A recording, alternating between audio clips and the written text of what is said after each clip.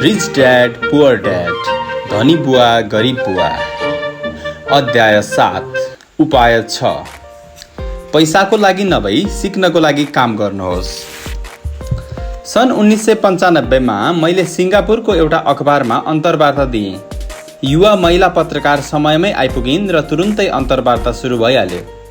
हामी एउटा आलिशान होटलको लबीमा बसेर कफीको चुस्की लिँदै मेरो सिङ्गापुर यात्राको उद्देश्य चर्चा गर्दै थियौँ। म प्लेटफर्ममा जिग जिग्लरसँग बस्ने सुरमा थिएँ। म धनीहरूका बारेमा बोल्नेवाला थिएँ। एक दिन म पनि तपाईँ जस्तै बेस्ट सेलिङ लेखक बन्न चाहन्छु, ती महिलाले भनिन्। मैले पत्रिकामा छापिएका लेखमध्ये केही पढेको थिएँ र म उनको लेखनबाट प्रभावित थिएँ। उनको लेखन शैली ओजनदार र स्पष्ट थियो। उनको लेखनमा पाठकको रुचि जगाउने क्षमता थियो। तपाईँको शैली धेरै राम्रो छ, मैले जवाबमा भने। कुन चिजले तपाईँको आफ्नो सपनालाई यथार्थमा बदल्नबाट रोकिरहेको छ? मेरो उपन्यासकार हुने सपना त सपनै होला जस्तो छ, उनले शान्तिपूर्वक भनिन्। हरेक मानिसले मेरो उपन्यास राम्रो छ भन्छन्, तर केही हुँदैन। उपन्यासले कुनै तहलका नमच्चाएकाले पत्रिकामा काम गर्न बाध्य छु। पत्रिकाले खान पुग्छ र मेरो खर्च धानिरहेको छ। पत्रिका छाड्ने बारे तपाईँले केही सुझाव दिन चाहनुहुन्छ? अवश्य हुन्छ, मैले उत्साहपूर्वक भने। सिङ्गापुरमा मेरो साथी छ, उसले एउटा विद्यालय चलाउँछ। त्यहाँ मानिसहरूलाई बेच्ने कलाको प्रशिक्षण दिइन्छ। उसले सिङ्गापुरमा धेरै कर्पोरेसनको लागि सेल्स ट्रेनिङ कोर्स चलाउँछ। मलाई लाग्छ उसको प्रशिक्षणमा सामेल भएमा तपाईँको क्यारियर धेरै विकसित हुनेछ। उनको शरीर साह्रो भयो। उनले भनिन्, के बेच्न सिक्न मैले विद्यालय जानुपर्छ भन्ने तपाईँ चाहनुहुन्छ? मैले सहमति जनाउँदै टाउको हल्लाएँ। तपाईँले साँच्चै यो ठट्टा गर्दै हुनुहुन्छ? यो पटक पनि मैले सहमतिमा टाउको हल्लाएँ। यसमा गल्ती नै कहाँ छ र? म अब आफ्ना शब्द फिर्ता लिन चाहन्थेँ। उनलाई मेरो कुनै कुराले नराम्रो लागिरहेको थियो। यसबाट उनलाई सल्लाह दिनमा मलाई पछुतो लागिरहेको थियो।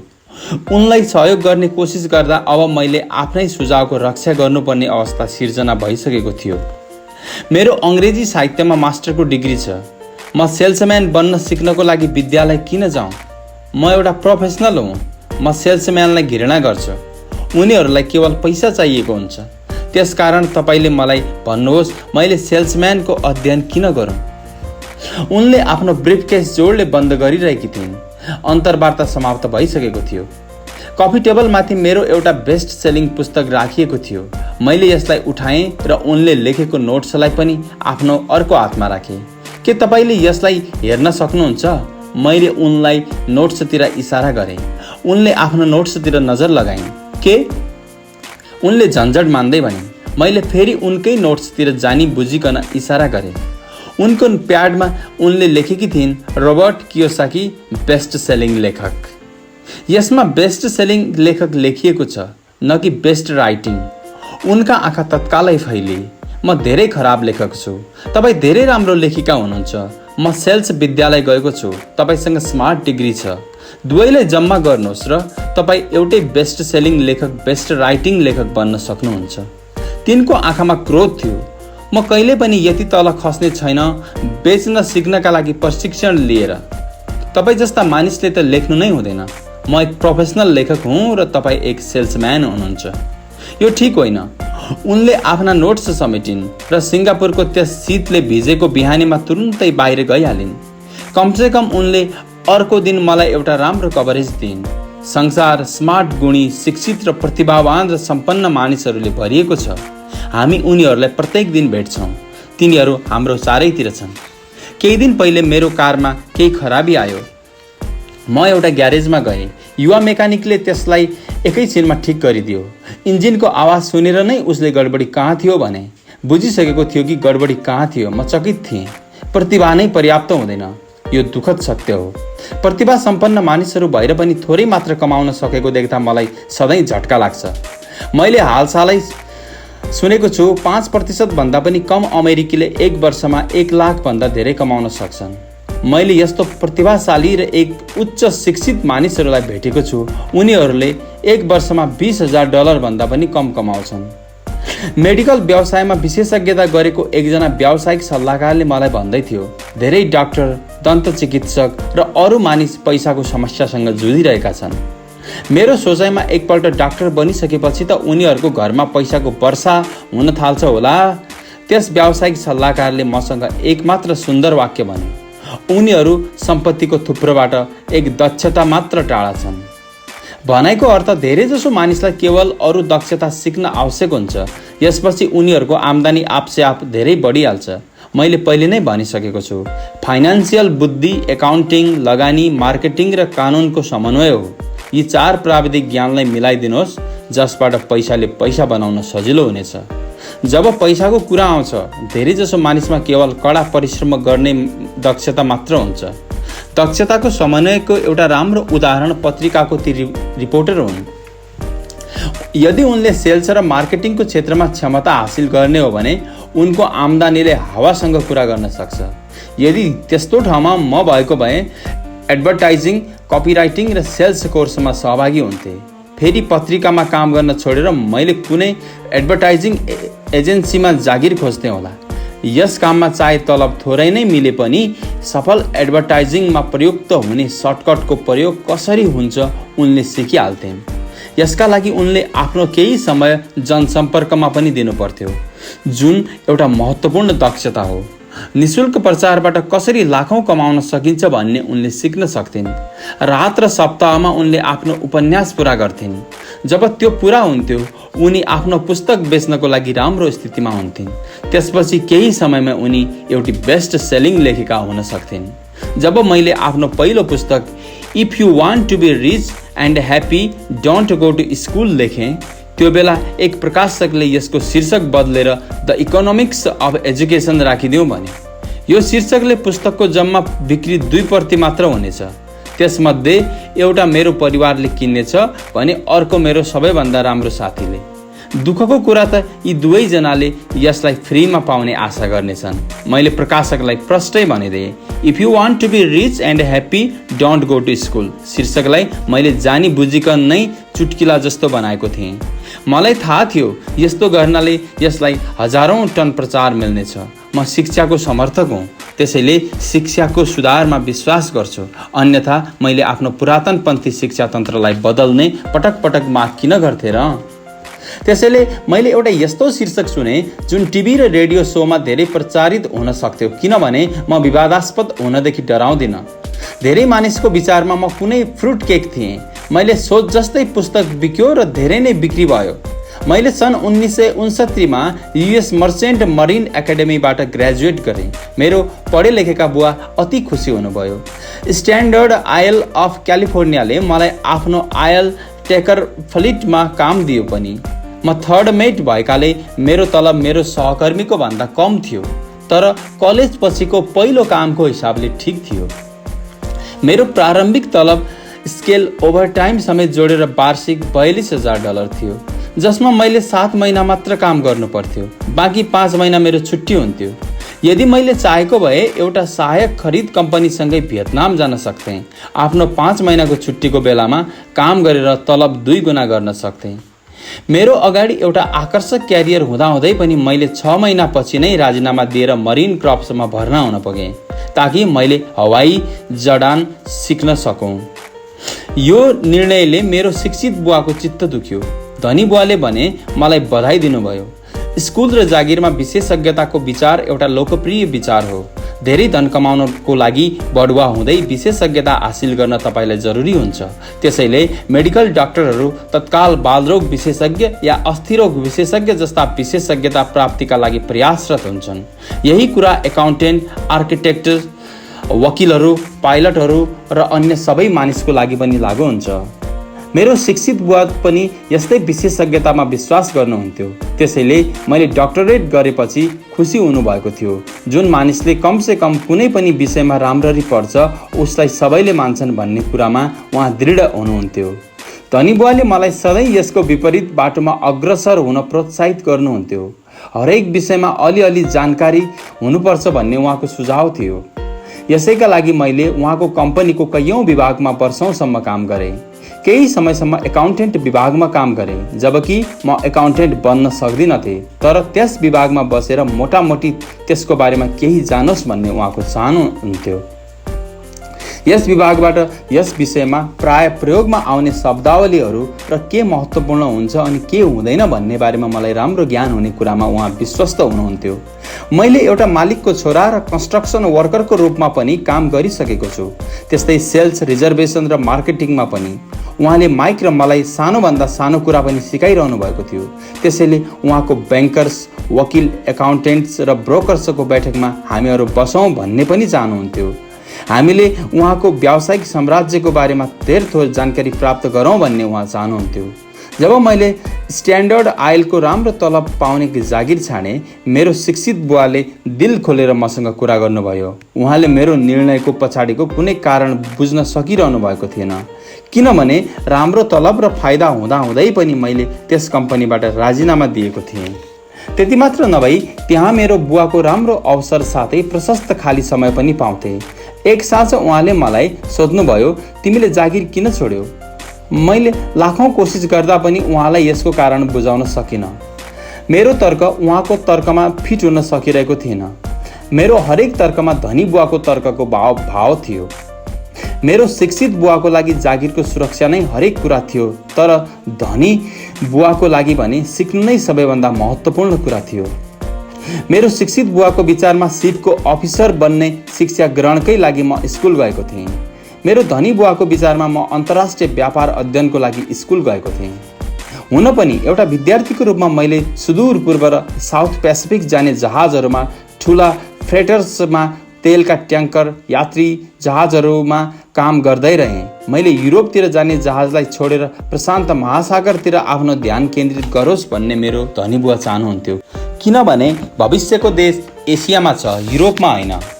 जुन बेला मेरा सहपाठी, जसमध्ये माइक पनि पर्थ्यो, घरमै पार्टीमा मोजमस्तीमा व्यस्त रहन्थे, त्यति बेला मैले Japan, Taiwan, Thailand, Singapore, Hong Kong, Vietnam, Korea, Tahiti, Samoa र फिलिपिन्समा व्यवसाय, मानिसहरू, व्यापार शैली र संस्कृतिको अध्ययन गर्थे।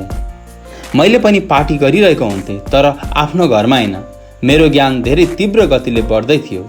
मेरो शिक्षित बुवाले मैले जागिर किन छोडेर मरिन क्लबसम्म सहभागी भएँ भनेर कहिल्यै बुझ्न सक्नु भएन। जहाज उडाउन सिक्न चाहन्छु भनेरै मैले उहाँलाई भने, तर वास्तवमा म ट्रुपको नेता बन्न वा ट्रुप लिडर बन्न चाहन्थेँ। कम्पनी चलाउनमा सबैभन्दा कठिन काम मानिसहरूबाट काम लिनु हो भनेर धनी बुवाले मलाई भनिसक्नु भएको थियो।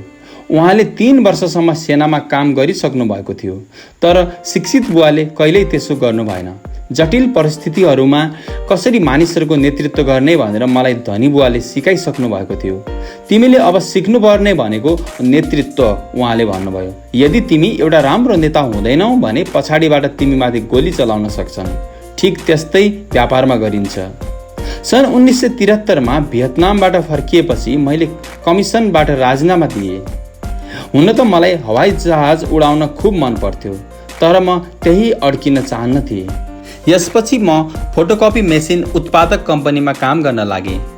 मैले यहाँ काम गर्नुको कारण कम्पनीले दिने सुविधा र जागिरको फाइदा थिएन। म लजालु किसिमको मान्छे भएको हुँदा बेच्ने काम मेरो लागि संसारको सबैभन्दा डरलाग्दो विषय लाग्थ्यो।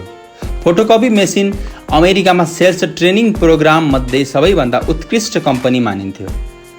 धनी बुवाले ममाथि गर्व गर्नुहुन्थ्यो, मेरो शिक्षित बुवालाई ममाथि लाज लाग्थ्यो। बुद्धिजीवी भएको नाताले सेल्सम्यान बन्नु भनेको उहाँको लागि तल्लो स्तरको काम हो। मैले फोटोकपी मेसिन उत्पादक कम्पनीमा 4 वर्षसम्म काम गरेँ। यतिका वर्षसम्म काम गर्दा पनि मलाई अरूको घरको ढोका ढकढक्याउन र अस्वीकृत हुनुपर्ने डरबाट मुक्ति मिलेन। एकपल्ट म बिक्रीमा शिखर चुम्ने 5 मानिसको श्रेणीमा लगातार रहिरहेँ। त्यसपछि मैले त्यहाँ पनि राजीनामा दिएर अगाडि बढेँ। मैले पुनः उपर्युक्त कम्पनीसँगै आफ्नो राम्रो क्यारियर छोडिदिएको थिएँ। सन् 1977मा मैले आफ्नै पहिलो कम्पनी खोलेँ। धनी बुवाले माइक र मलाई कम्पनी चलाउनको लागि प्रशिक्षण दिइसक्नु भएको थियो। अब मैले यसलाई स्थापित गर्न मात्र सिक्नु थियो। नाइलनको र बेलक्रोको ब्यालेट मेरो कम्पनीको पहिलो उत्पादन थियो, जुन सुदूर पूर्वमा बन्दै सामुद्रिक जहाजबाट न्युयोर्कमा एउटा वेयरहाउससम्म आउने गर्थ्यो। मेरो औपचारिक शिक्षा पुरा भइसकेकोले अब मेरो पौरखको साँचो परीक्षाको समय हुँदै थियो। यदि म असफल भएको हुँदो हो त म टाट पल्टिसक्थेँ होला। तिमीसँग सम्हालिने मौका हुन्छ भन्ने धनी बुवाको सल्लाह थियो। मेरो 30औं जन्मदिनको वर्षगाँठको साँझमा मेरो पहिलो पानी जहाज कोरियाबाट न्युयोर्कतर्फ प्रस्थान भयो। अहिले म अन्तर्राष्ट्रिय स्तरमा व्यवसाय गर्छु। मेरो धनी बुवाले प्रोत्साहित गरे जस्तै मैले विकासशील देशहरूमा आफ्नो ध्यान केन्द्रित गर्छु। आज मेरो निवेश कम्पनीले दक्षिण अमेरिका, एसिया, नर्वे र रुसमा लगानी गर्छ। एउटा उखान छ जागिरको बारेमा। जागिर भनेको जस्ट ओभर ब्रोकको संक्षिप्त रूप हो। नेपालीमा पनि भनिन्छ नि जागिर अर्थात् झर्नो, जागिर। दुर्भाग्यवश यो धेरैको जीवनमा सही साबित हुन्छ। फाइनान्सियल बुद्धि पनि बुद्धिको एउटा रूप हो। त्यसैले धेरैजसो कर्मचारी या मजदुर आफ्नो साधनहरू भित्रै समेटिएका हुन्छन् भन्ने कुरा स्कुलले मान्दैनन्। उनीहरूले मेहनत गर्छन् र आफ्नो बिल बुझाउँछन्। अर्को एउटा डरलाग्दो व्यवस्थापन सिद्धान्त छ। काम गर्नेहरू आफूलाई जागिरबाट ननिकालियोस् भन्ने डरले कडा परिश्रम गर्छन्। मालिकले उनीहरूलाई केवल त्यति दिन्छन् जति दिँदा उनीहरू काम छोडेर जाँदैनन्।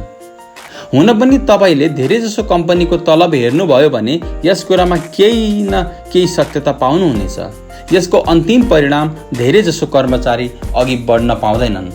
उनीहरूले त्यही गर्छन् जुन उनीहरूलाई सिकाइन्छ, जस्तो कि सुरक्षित जागिर खोज्नु। धेरैजसो काम गर्नेहरूले कम समयको पुरस्कार जस्तै तलब र अन्य फाइदाको लागि काम गर्छन्, तर दीर्घकालीन दृष्टिले यो उनीहरूको लागि घाटाको कारोबार प्रमाणित हुन्छ। काम खोज्ने बेलामा उनीहरूले कति कमाउन सकिन्छ भन्न छाडेर यहाँबाट के सिक्न सकिन्छ भन्ने कुरामा बढी ध्यान दिउन् भन्ने म चाहन्छु। उनीहरूले कुनै व्यवसायको मुसादौडमा फस्नुभन्दा पहिले नै कस्तो दक्षतामा निपुण हुन चाहने हो भने यकिन गरौँ। मानिसहरू एकपल्ट बिल बुझाउने आजीवन प्रक्रियामा फसे भने उनीहरू साना ह्यामस्टर्स जस्तै धातुको सानो चक्काको चारैतिर घुमिरहन्छन्। जसरी चक्का तीव्र गतिले घुम्छन् त्यसै गरी उनीहरूका साना खुट्टा तीव्र गतिले घुम्छन्। तर भोलिका दिनमा भने उनीहरू त्यही पिँजडामा हुनेछन्, जागिर। जेरी मेग्वायर नामक सिनेमामा टम क्रुजको धेरै राम्रो भूमिका छ। यो फिल्ममा धेरै राम्रा संवाद थिए, जस्तो कि मलाई पैसा देखाऊ। अर्को एउटा वाक्य पनि मलाई धेरै ठिक लागेको थियो। त्यसमा एउटा दृश्य थियो जहाँ टम क्रुज फर्म छोडेर जान्छ। उसलाई जागिरबाट निकालिँदा उसले सोध्छ, मेरो साथमा को आउन चाहन्छौ? सबैजना मौन र स्तब्ध हुन्छन्। केवल एउटी महिला बोल्छे, म आउन चाहन्छु, तर मेरो 3 महिनापछि बढुवा हुनेवाला छ। यो वाक्य सायद पुरै सिनेमाको सबैभन्दा सत्य वाक्य हो। कर बुझाउन मेहनत गर्नेहरूले सधैँ यस्तै प्रयोग गर्छन्। त्यसैले उनीहरूको मनोदशा पनि लगभग उस्तै छ। मलाई थाहा छ, मेरो शिक्षित बुवा हरेक वर्ष तलब बढ्ने कुराको आशा गर्नुहुन्थ्यो र उस्तै निराश पनि बन्नुहुन्थ्यो। उहाँ फेरि स्कुल गएर अरू धेरै योग्यता हासिल गर्नुहुन्थ्यो। विभिन्न प्रशिक्षणहरूमा भाग लिनुहुन्थ्यो किनभने यसबाट उहाँको तलब अझै वृद्धि होस्। तर पनि उहाँ पुनः निराश नै देखिनुहुन्थ्यो। रोजगारीको यस्तो अवस्थाले तपाईँले कहाँ पुर्याउला भनेर मैले मानिसहरूलाई प्राय सोध्ने गर्छु। साना ह्यामस्टरलाई जस्तै मानिसहरूले थाहा पाउनुपर्छ उनीहरूको कडा परिश्रमको परिणाम कस्तो हुँदैछ, उनीहरूको भविष्य कस्तो होला। The American Association of Retired पिपुलका भूतपूर्व कार्यकारी निर्देशक सिरिल ब्रिकफिल्डको भनाइमा प्राइभेट पेन्सनको अवस्था निकै जोखिमपूर्ण हुन्छ। पहिलो कुरा त आज काम गर्नेहरू 50% मध्ये पनि 75 देखि 80% मानिसले नाममात्रको पेन्सन पाउनेछन्। यो रकम $55 या $150 या $300 प्रति महिना हुने गर्छ। आफ्नो पुस्तक द रिटायरमेन्ट मिथमा क्रेग एस कार्पेल लेख्छन्, म एउटा ठुलो राष्ट्रिय पेन्सन सल्लाहकार फर्मको मुख्यालयमा गएँ र म्यानेजिङ डाइरेक्टरसँग भेट गरेँ। उसको विशेषज्ञता हाम्रो रिटायरमेन्ट योजनाहरू तयार गर्नुमा थियो। मैले उनीसँग सोधेँ, साना अफिसमा काम गर्ने मानिसहरूले पेन्सनबाट कतिसम्म आम्दानीको आश गर्नु पर्ला? उनले मुस्कानका साथ विश्वासपूर्वक भने, सिल्भर बुलेट। सिल्भर बुलेटको अर्थ के हो? मैले सोधेँ। उनले आफ्नो काँध उच्काउँदै भने, यदि बुढ्यौली अवस्थामा बाँच्नका लागि पर्याप्त धन भएन भन्ने उनीहरूलाई लाग्छ भने आफैलाई गोली हान्न सक्छन्। कार्पेलले यसपछि पुराना रिटायरमेन्ट प्लान र धेरै खतरनाक नयाँ 401 प्लानको अन्तरलाई स्पष्ट पारेका छन्। धेरैजसो काम गर्ने मानिसको लागि यो कुनै सुखद तस्बिर होइन। जब यस तस्बिरमा मेडिकल फिस र दीर्घकालीन नर्सिङ होम सुविधा पनि जोडिन्छ त्यति बेला त तस्बिर झन् डरलाग्दो हुन पुग्छ। उनको सन् 1995 को पुस्तकमा उनले लेखेका छन्, नर्सिङ होमको शुल्क $30,000 प्रति वर्षदेखि $1,25,000 प्रति वर्षसम्म छन्। उनी आफ्नो इलाकाको सफा सुग्घर तर साधारण नर्सिङ होममा जाँदा सन् 1995मा $88,000 उक्त सेवा पाए। आज पनि समाजवादी देशहरूमा चिकित्सा क्षेत्रमा धेरै अस्पतालमा कडा निर्णय सुनाउने गरिन्छ, जस्तो कि को बाँच्नेछ अनि को मर्नेछ। उनीहरूले यसको निर्णय विशुद्ध रूपमा बिरामीसँग कति पैसा छ अनि बिरामी कति वृद्ध छ भन्ने आधारमा गर्छन्। यदि बिरामी साह्रै वृद्ध छ भने उनीहरूले मेडिकल रेखदेख अपेक्षाकृत रूपले युवा मानिसलाई दिन्छन्। वृद्ध र गरिबहरू लाइनमा सबैभन्दा पछाडि उभिरहेका हुन्छन्। त्यसैले जसरी धनीहरूले उपयुक्त शिक्षा प्राप्त गर्छन् त्यसरी नै आफैलाई जिउँदो पनि राख्न सक्छन्। जोसँग पैसा हुँदैन उनीहरू मर्छन्। के कर्मचारीले भविष्यलाई देख्न सकिरहेका छन् या उनीहरूको भविष्यको दृष्टि आउँदो तलबसम्म मात्र हुन्छ भन्ने कुराले मलाई सताइरहन्छ। के उनीहरूले आफूसँग कहिल्यै दूरगामी भविष्यका बारेमा प्रश्न नै गर्दैनन्? म धेरै पैसा कमाउन चाहने युवालाई सधैँ एउटा चिजको सल्लाह दिन्छु। उनीहरूले आफ्नो जीवनको बारेमा एउटा लामो दृष्टिकोण राखुन्। उनीहरूले केवल पैसा र सुरक्षाको लागि मात्र काम गर्न छाडेर एउटा अर्को काम गर्न थालुन् जसले उनीहरूलाई एउटा थप दक्षता सिकाओस्। हुन त पैसा र सुरक्षाको लागि पनि गर्न जरुरी छ। यदि उनीहरूले सेल्स टेक्निक सिक्न चाहन्छन् भने प्राय म उनीहरूलाई कुनै नेटवर्क मार्केटिङ कम्पनीमा सम्मिलित हुनका लागि सल्लाह दिन्छु, जसलाई मल्टिलेभल मार्केटिङ पनि भनिन्छ। यीमध्ये केही कम्पनीको प्रशिक्षण कार्यक्रम धेरै राम्रो हुन्छ, जसले मानिसहरूको मनबाट झन्झट र असफलताको डर निकालिदिन्छन्। झन्झट र असफलता नै मानिसहरू असफल हुने मुख्य कारण हुन्।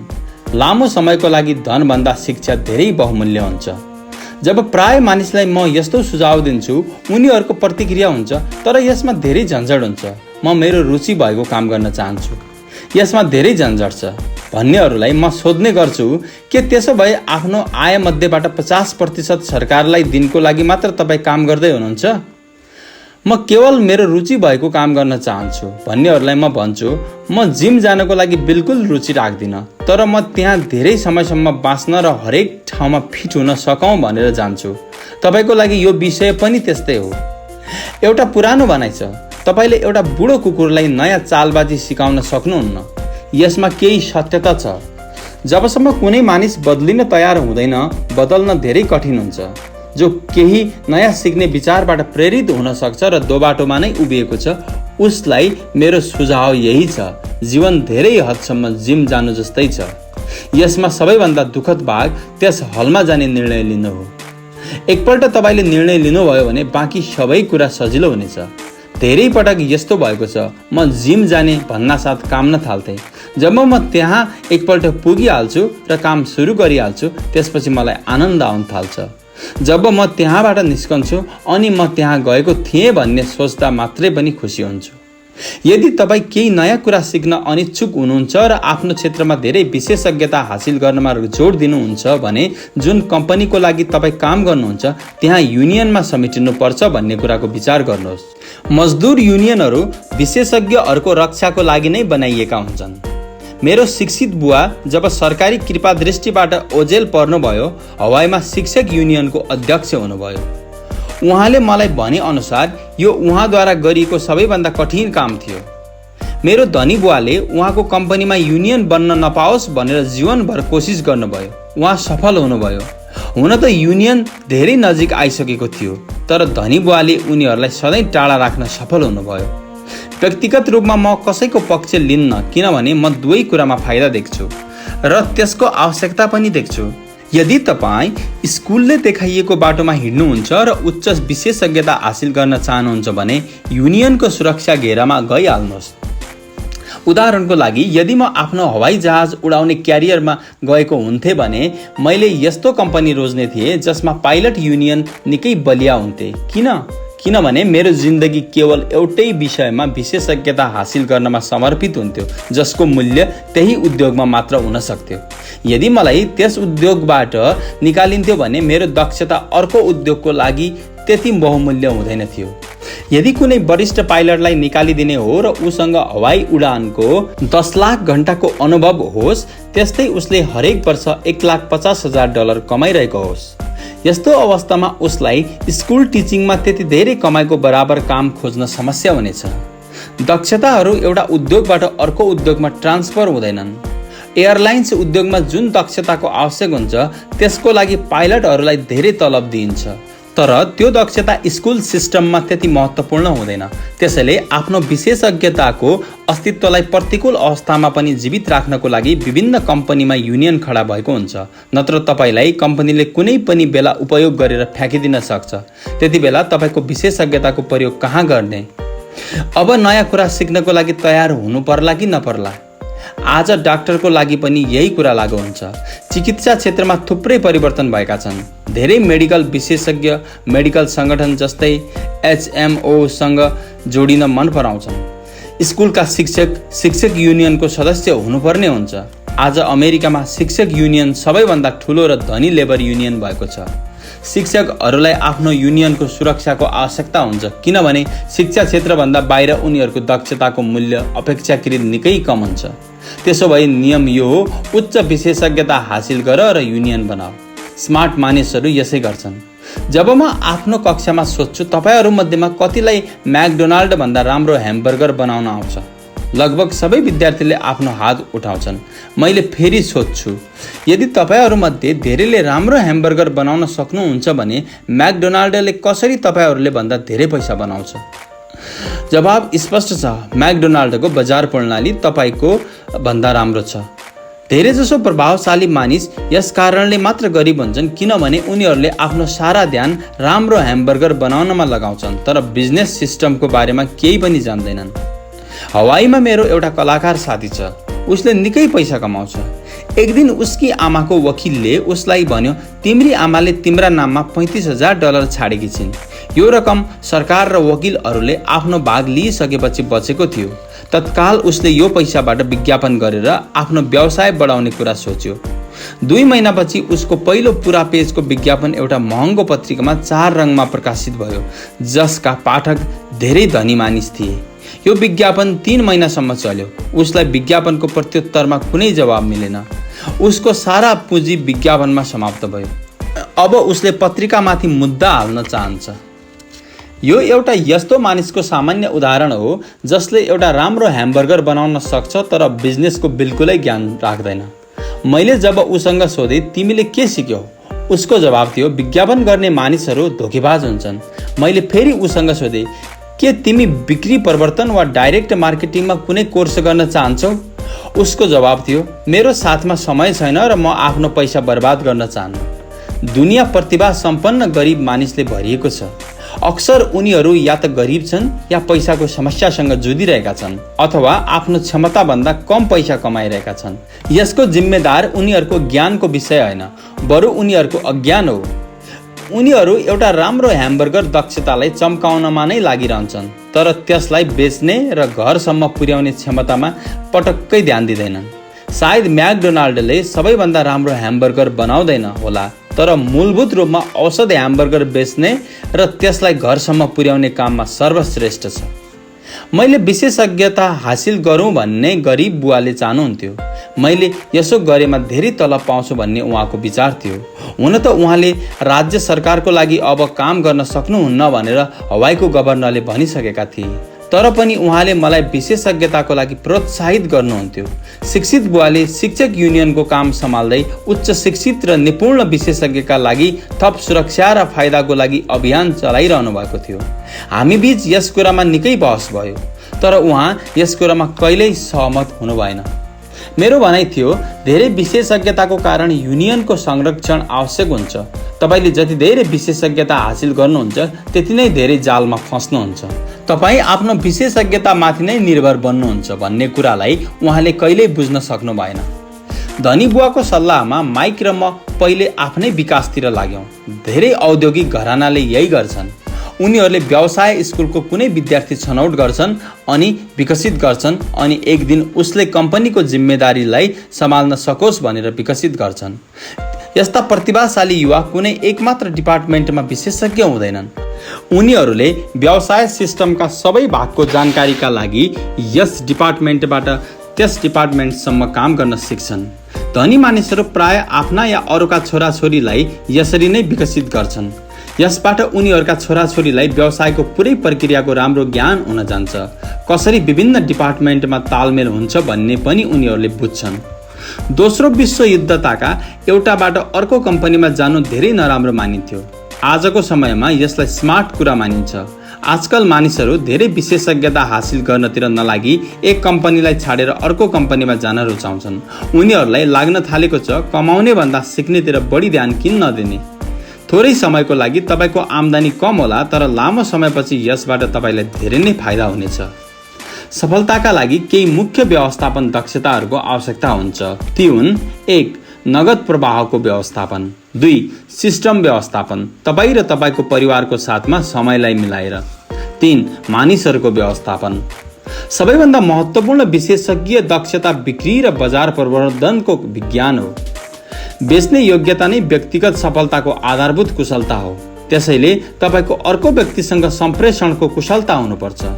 चाहे तपाईँको ग्राहक होस्, कर्मचारी होस्, बोस होस्, श्रीमती या छोराछोरी नै किन नहुन्, सञ्चार क्षमता अर्थात् सम्प्रेषण कला जस्तो कि लेख्नु, बोल्नु र किनबेच गर्नु सफल जीवनको लागि धेरै जरुरी हुन्छ।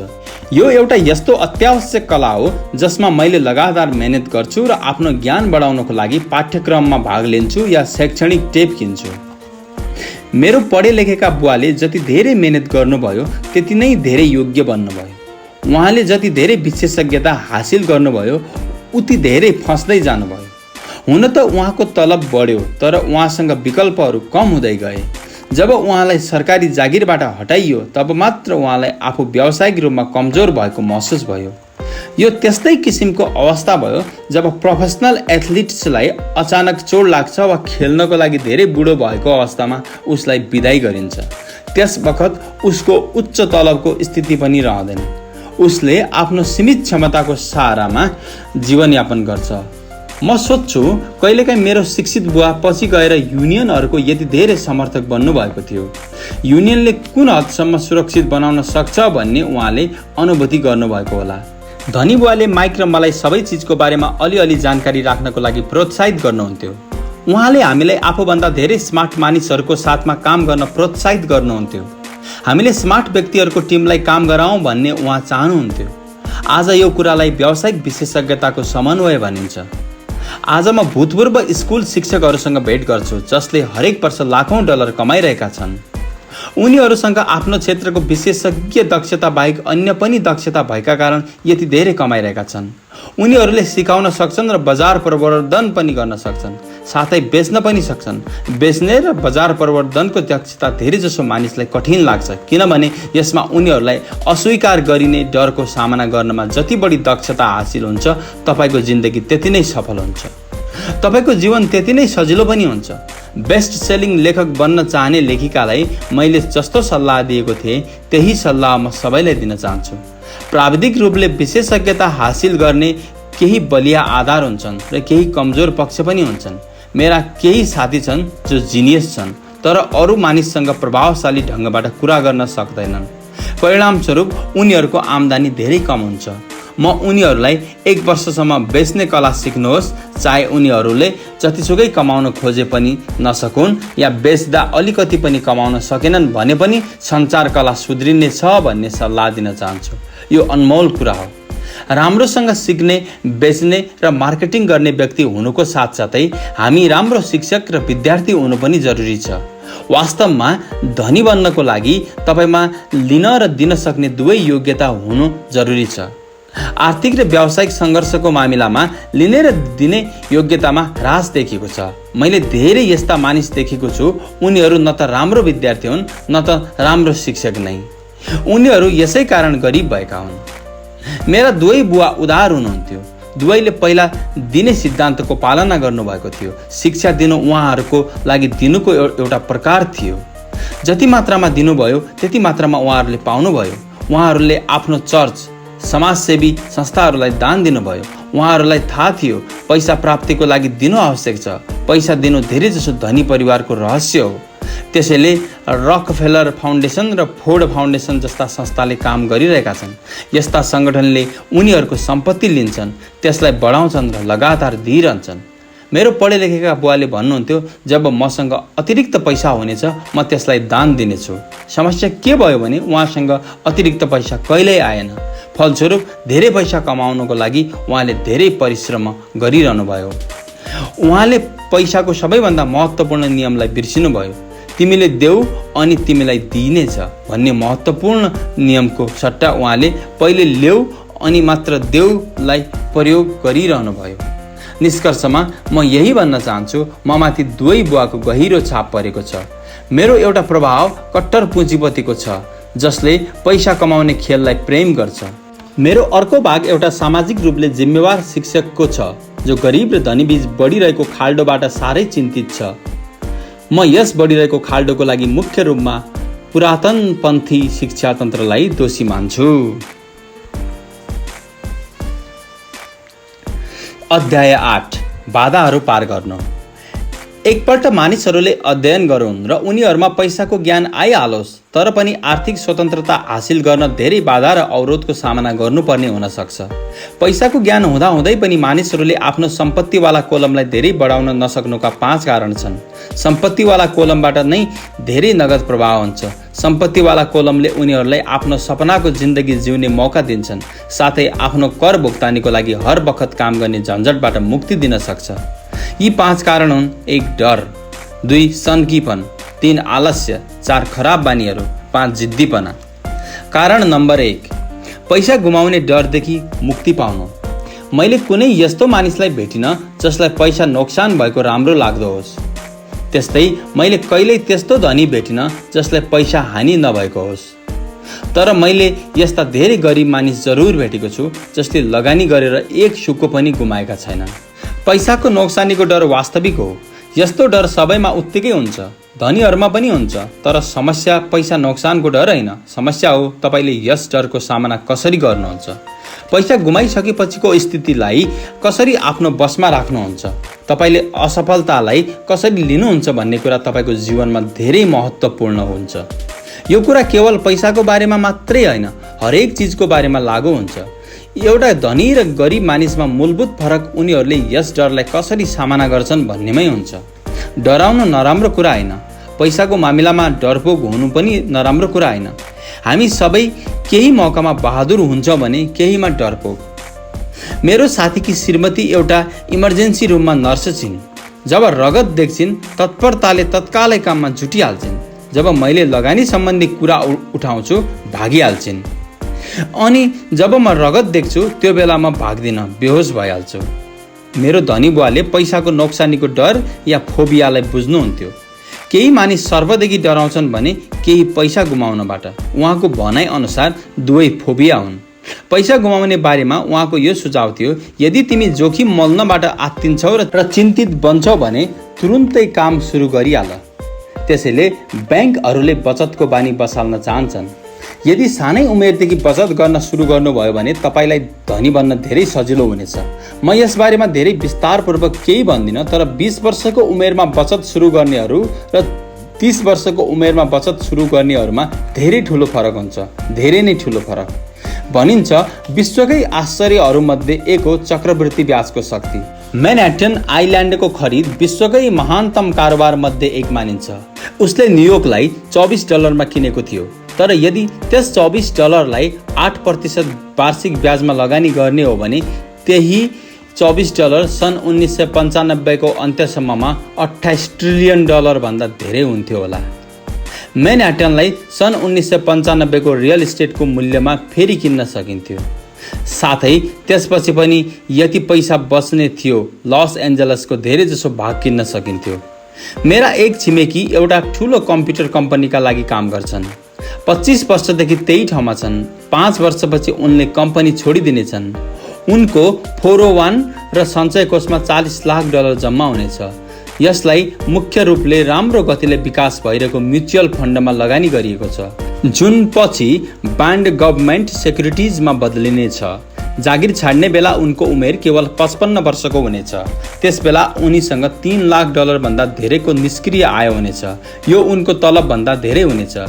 यदि तपाईँ हार्न या जोखिम उठाउनबाट डराउनुहुन्छ भने पनि यसो गर्न सकिन्छ। तर तपाईँले चाँडै नै यसको सुरुवात गर्नुपर्नेछ र एउटा अवकाश योजना त बनाउनै पर्नेछ। तपाईँले लगानी गर्नुभन्दा पहिले एउटा विश्वासिलो लगानी डिजाइनरको सेवा लिनुपर्नेछ। तर यदि तपाईँसँग धेरै समय छैन या चाँडै अवकाश हुन चाहनुहुन्छ भने कसरी पैसा गुमाउने डरको सामना गर्नुहुन्छ? मेरो गरिब बुवाले केही पनि गर्नु भएन। उहाँले केवल यस विषयलाई पन्छाइरहनु भयो, यसबारेमा चर्चा गर्न तयार हुनु भएन। अर्कोतिर मेरो धनी बुवाको सुझावमा मैले टेक्सासका मानिसको जस्तै मानसिकता राखौँ। मैले टेक्सास र त्यहाँका मानिसहरूलाई मन पराउँछु। उहाँको भनाइ थियो, टेक्सासमा हरेक चिज ठुलो परिणाममा हुन्छन्। जब टेक्सासका मानिसले जित्छन् अनि त्यो उनीहरूका लागि ठुलो जित हुन्छ। जब उनीहरूले हार्छन् त्यो हार पनि अद्भुत हुन जान्छ। मैले सोधेँ, के उनीहरूले हार्न मन पराउँछन्? मेरो भनाइको तात्पर्य यो होइन, कसैले पनि हार्न चाहँदैन। मलाई एकैचोटि धेरैपल्ट हारेको व्यक्ति देखाइदेऊ, म तिमीलाई भन्नेछु हार यस्तो हुन्छ, धनी बुवाले भन्नुभयो। मैले जोखिम, पुरस्कार र असफलताको बारेमा टेक्सासका मानिसको दृष्टिकोणको कुरा गरिरहेको छु।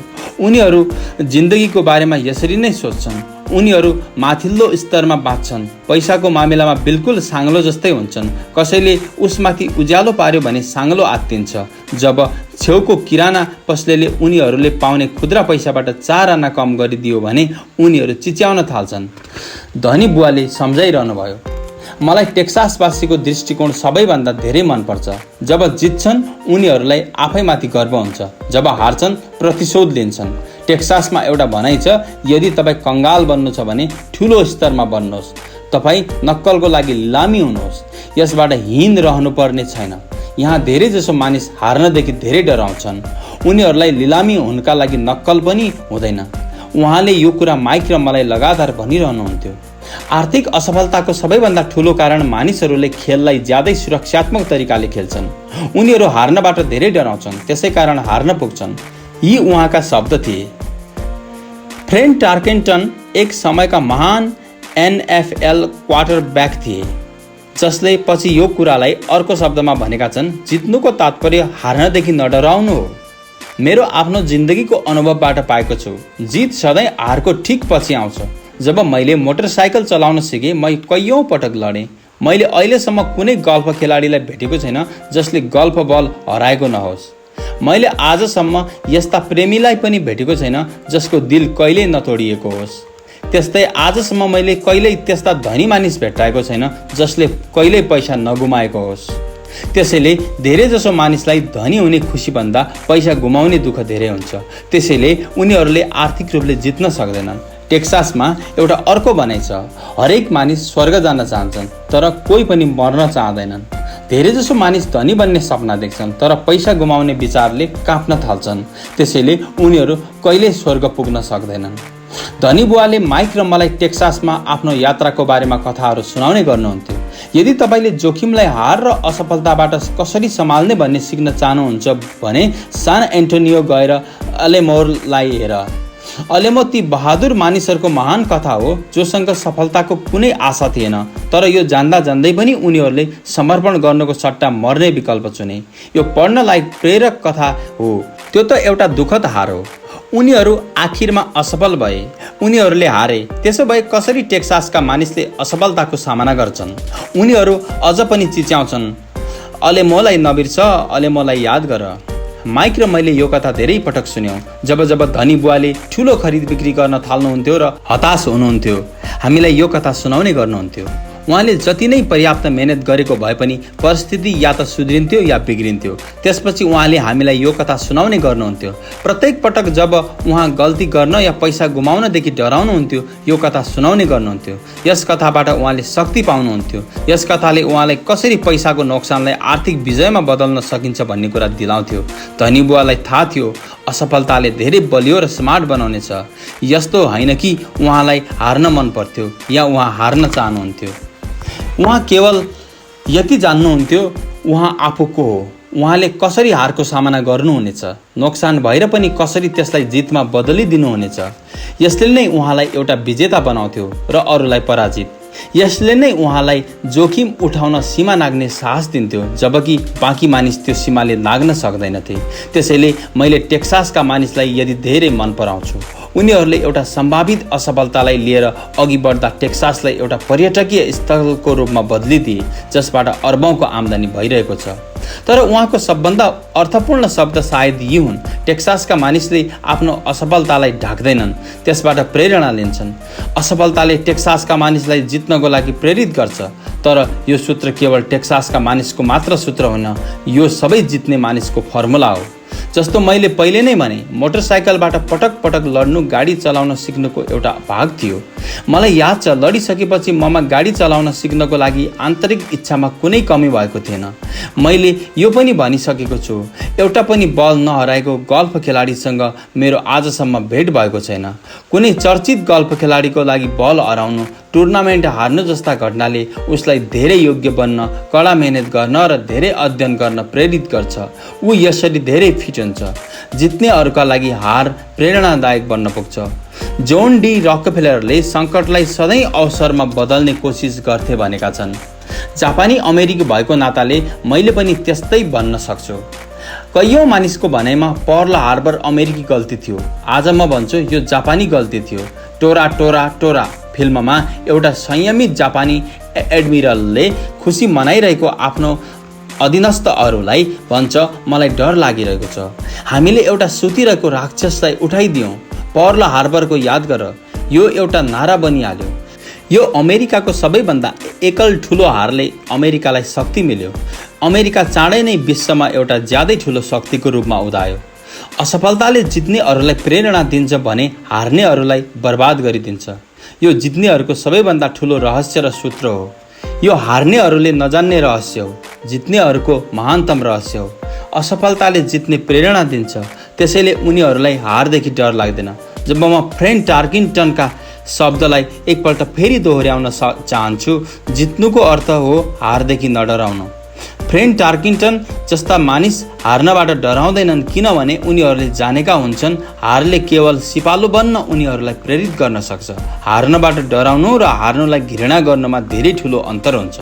धेरैजसो मानिस पैसा गुमाउनबाट यति डराउँछन्, अन्त्यमा उनीहरू हार्न पुग्छन्। उनीहरू डुप्लेक्सको कारणले नै लिलामी हुन पुग्छन्। आर्थिक रूपले उनीहरूले जीवनमा धेरै नै सुरक्षात्मक खेल निकै सानो स्तरमा खेल्छन्। उनीहरूले ठुला घर र कार त किनिहाल्छन्, तर ठुलो लगानी गर्दैनन्।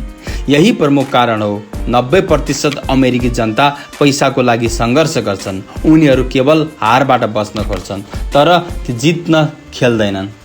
उनीहरू आफ्नो आर्थिक योजनाकार, लेखाविद या शेयर दलालसँग जान्छन् र एउटा सन्तुलित पोर्टफोलियो किन्छन्। धेरै जसोसँग सिडी, थोरै आम्दानी हुने बन्ड, म्युचुअल फन्ड, निकै कम र करमा धेरै नगद जम्मा हुन्छ। यो एउटा सुरक्षित र समझदारीपूर्ण पोर्टफोलियो हुन्छ, तर यो जित्नेवाला पोर्टफोलियो हुँदैन। यो त्यस्तो व्यक्तिको पोर्टफोलियो हुन्छ जो हारबाट बच्न खेलिरहेको हुन्छ। मलाई गलत नठान्नुहोस्, सायद यो 70% जनसङ्ख्याभन्दा राम्रो पोर्टफोलियो हुन्छ। यो भयावह छ, किनभने पोर्टफोलियो नहुनुभन्दा त सुरक्षित पोर्टफोलियो हुनु नै बेस। यो सुरक्षा चाहने मानिसहरूको लागि धेरै उपयुक्त पोर्टफोलियो हुन्छ, तर सुरक्षित खेल खेल्ने र सन्तुलित लगानी पोर्टफोलियो त्यो तरिका होइन जसबाट सफल लगानीकर्ताले आफ्नो खेल खेल्छन्। यदि तपाईसँग थोरै पुँजी छ र तपाईँ धनी हुन चाहनुहुन्छ भने पहिले केन्द्रित हुनुहोस्, सन्तुलित होइन। सन्तुलित मानिसहरू कहीँ पनि जान पाउँदैनन्, उनीहरू एकै ठाउँमा बसिरहन्छन्। प्रगति गर्नको लागि तपाईँ पहिले असन्तुलित हुनुपर्ने हुन्छ। यसलाई देख्नको लागि तपाईँ पहिला आफ्नो हिँड्ने प्रगतिलाई हेर्नुहोस्।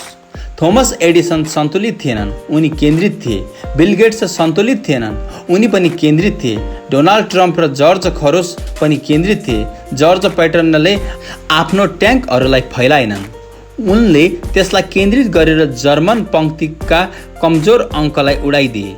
फ्रान्सेलीहरूले मैजिनाट लाइनमा आफ्ना सैन्य बल फैलाएका थिए। त्यस्तै तपाईँलाई थाहै होला उनीमाथि कस्तो दुर्घटना भएको थियो। यदि धनी हुने इच्छा छ भने तपाईँ केन्द्रित हुनुहोस्। आफ्ना धेरैजसो अन्डालाई केवल केही बास्केटमा राख्नुहोस्। गरिब र मध्यमवर्गीय मानिसले जस्तै थोरै मात्र अन्डालाई धेरै बास्केटसम्म नराख्नुहोस्। यदि तपाईँ हारलाई घृणा गर्नुहुन्छ भने सुरक्षित खेल्नुहोस्। यदि हार्नाले तपाईँ कमजोर बन्नुहुन्छ भने सुरक्षित खेल्नुहोस्। सन्तुलित लगानीको बाटो रोज्नुहोस्। यदि तपाईँको उमेर 25 वर्षभन्दा बढी छ र तपाईँ जोखिम मोल्न डराउनुहुन्छ भने नबदलिनुहोस्।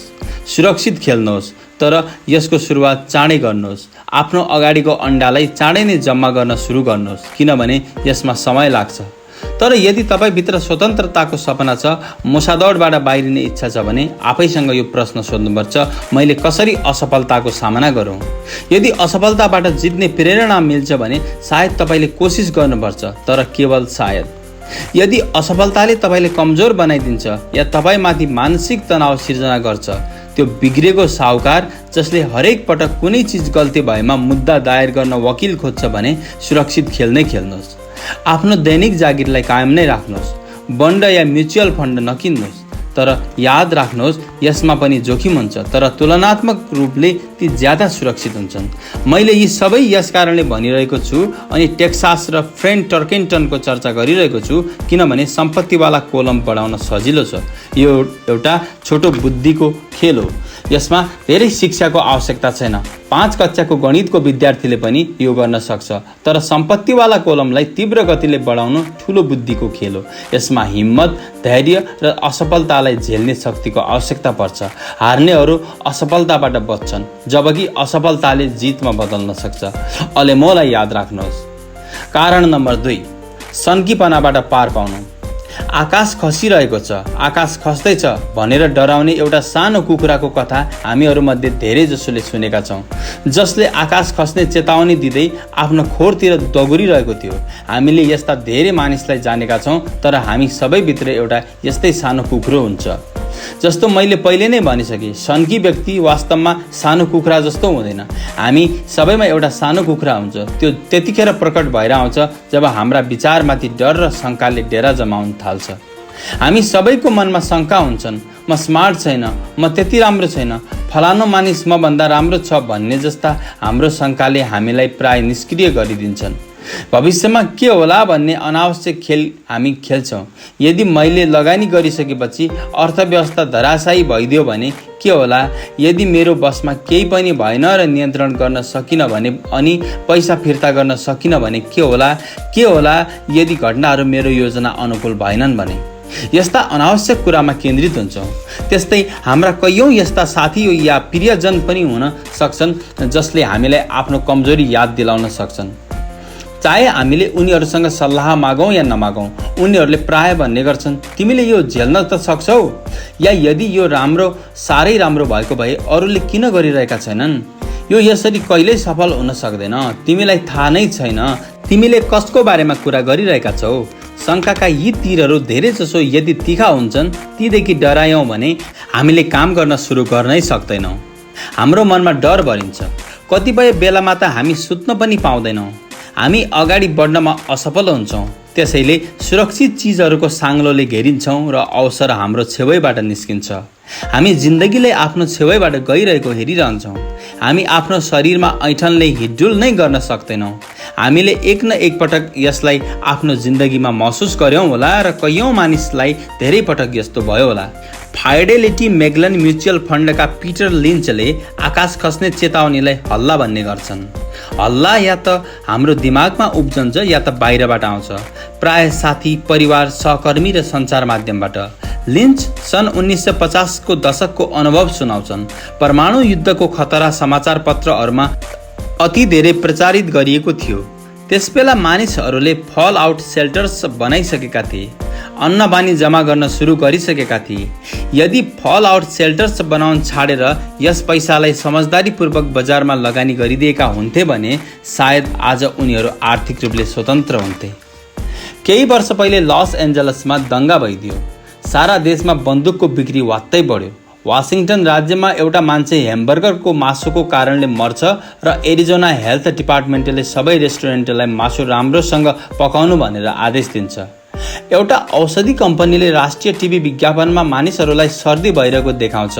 विज्ञापन फरवरीमा देखाइन्छ। सर्दीले ग्रस्त उनीहरूको सङ्ख्या बढ्छ र उसको औषधिको बिक्री पनि बढ्छ।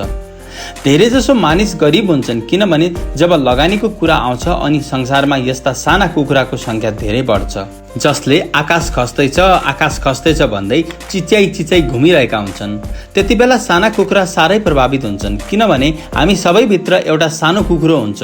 विनाशको हल्ला र नराम्रो समयको कल्पनाले तपाईँको मनमा शङ्का र डर उत्पन्न नहुनका लागि प्रचुर साहसको आवश्यकता हुन्छ। सन् 1992मा मेरो रिचर्ड नामको साथी मलाई भेट्न फिनिक्स आयो।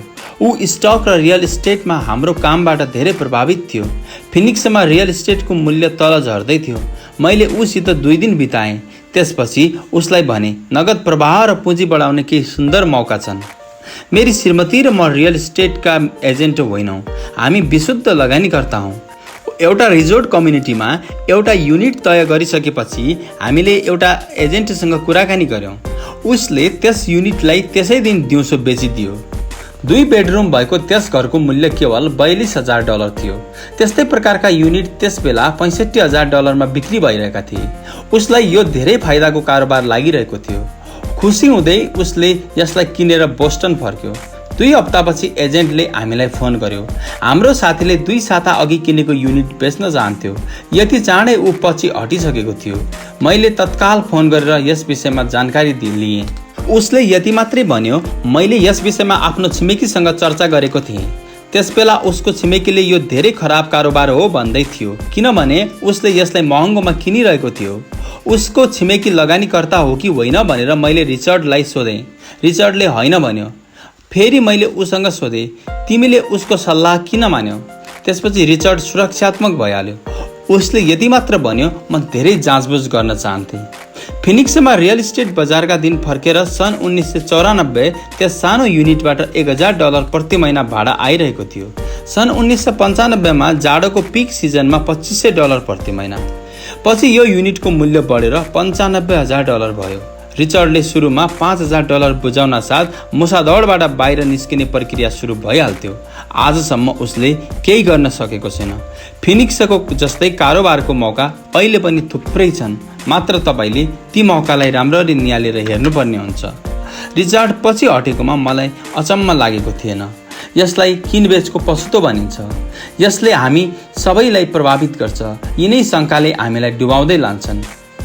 हामीले स्वतन्त्रताको मौका गुमाइदिन्छौँ र सानो मन भएको कुखुराले जितिहाल्छ। अर्को उदाहरण, मैले सिडीको बदलामा कर लिएर सर्टिफिकेट्समा आफ्नो सम्पत्तिको केही भाग राखेँ। मैले आफ्नो पैसामा 16% प्रति वर्ष कमाउँछु, जुन ब्याङ्कहरूबाट संरक्षित हुन्छन्, जुन निश्चित रूपले धेरैजसो ब्याङ्कहरू भन्दा ज्यादै उपयुक्त हुन्छन्। जुन आधारमा तिनलाई किनिन्छ त्यो पनि धेरै सुरक्षित फर्मुला हो। यसमा एउटा समस्या भनेको भेटाउन सकिँदैन। त्यसैले म यसलाई 2 देखि 7 वर्षको सिडी मान्छु। प्रत्येक पल्ट जब म कसैलाई भन्छु, विशेष गरी जसले आफ्नो पैसा सिडीमा राखेको छ, मैले आफ्नो पैसालाई यसरी राखेको सुनाइसकेपछि यो खतरा मुक्त छ भनेर उनीहरूले भन्छन्। यस्तो गर्नु हुँदैन भनेर भन्छन्। यस्तो ज्ञान उनीहरूले कहाँबाट पाए भनेर मैले सोध्छु। उनीहरू भन्छन् उनीहरूको साथी या लगानीकर्ताको पत्रिकाबाट। उनीहरूले यस्तो कहिल्यै गरेनन्। जसले यस्तो गरिरहेका छन् उनीहरूलाई पनि यस्तो नगर्ने सल्लाह दिन्छन्। म सबैभन्दा कम आम्दानीको आशा गर्छु, त्यो 16% हुन्छ। तर जुन मानिसहरूको मनमा शङ्का हुन्छ उनीहरू केवल 5%बाट मात्रै सन्तुष्ट भइहाल्छन्। शङ्का धेरै महँगो पर्छ भन्ने उनीहरू किन्न बुझ्दैनन्। मेरो विचारमा यही शङ्का र सन्कीपनाले धेरैजसो मानिसलाई गरिब बनाइराख्छ। उनीहरूबाट सुरक्षित खेल खेलाउँछ। तपाईँ धनी बन्नुहोस् भनेर वास्तविक संसारले प्रतीक्षा गरिरहन्छ, मात्र तपाईँको शङ्काले नै तपाईँलाई गरिब बनाइराखेको हुन्छ। मैले पहिला भने जस्तै मुसादौडबाट बाहिर निस्कन प्राविधिक रूपले सजिलो हुन्छ। यसको लागि धेरै शिक्षाको आवश्यकता पर्दैन। तर यसै सन्देहका कारण धेरैजसो मानिस यसबाट बाहिर निस्कन सक्दैनन्। शङ्कालु मानिसले कहिले पनि जित्न सक्दैनन्। धनी बुवाको भनाइ थियो, शङ्का र डरको कारण मानिस संशयवादी बन्न पुग्छ।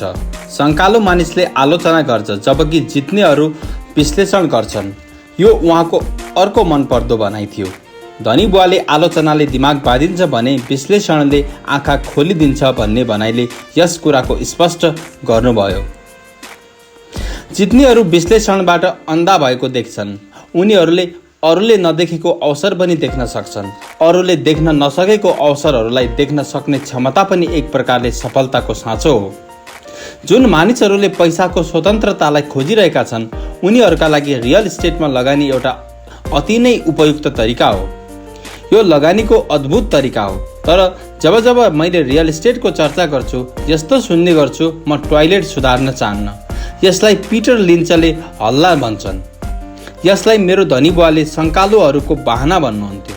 केवल आलोचना गर्ने तर विश्लेषण नगर्ने मानिस जसको दिमागमा शङ्का र डरको पर्दा लागेको हुन्छ, उनीहरूले आफ्नो आँखा खोल्दैनन्। त्यसैले जब कसैले भन्छ म टोयलेट सुधार्न चाहन्न, अनि म जवाब दिन्छु जुन म गर्न चाहन्छु त्यही कुरामा तपाईँ किन उल्टो सोच्नुहुन्छ। म मुसादौडबाट बाहिर निस्कने स्वतन्त्रताको बारेमा कुरा गर्छु, तर उनीहरूको पुरा ध्यान टोयलेटमा हुन्छ। यस्तै किसिमको विचारले धेरैजसो मानिसलाई गरिब बनाइराखेको हुन्छ।